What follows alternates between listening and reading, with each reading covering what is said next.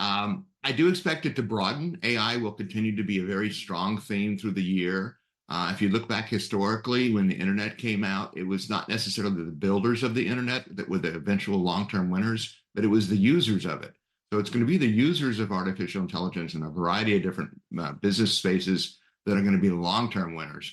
So I expect it to broaden out. AI is going to be a huge theme for 2024, though. And how do you be more discerning about where the AI potential is? Because as you say, you just mentioned now that you expect to see more performance in the users, but again, it comes down to how AI is used, what format, and whether or not there's a proven use case and it actually adds to productivity. So all of these are questions that we can't answer right now. So how would you advise investors to go about discerning which are the AI plays are actually going to be successful in 2024? Well, certainly you want to look at them solving classically appropriate business problems, right? If you find a pain point and solve it, find another pain point and solve it. You want to look at them using AI in an innovative way.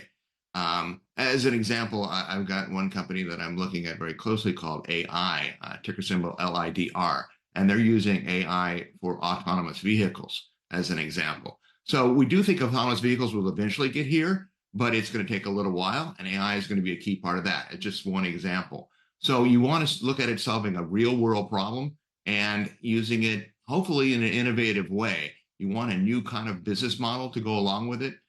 Google would be the classic example back in the internet phases. It used AI, the internet in advertising in a new way, and AI would be similar here. So that's what I would look for. Let me ask you about cloud computing. Again, that has been a major theme for some of the big companies. You talk about Amazon, AWS, Microsoft Azure.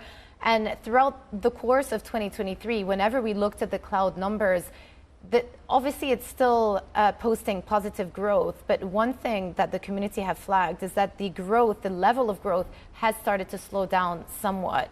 What does that mean for any company, and specifically the two that I mentioned, in terms of their ability to continue to generate returns from cloud? And perhaps, is there a view out there that we may be a little bit too optimistic in terms of our projections of how fast cloud computing can grow?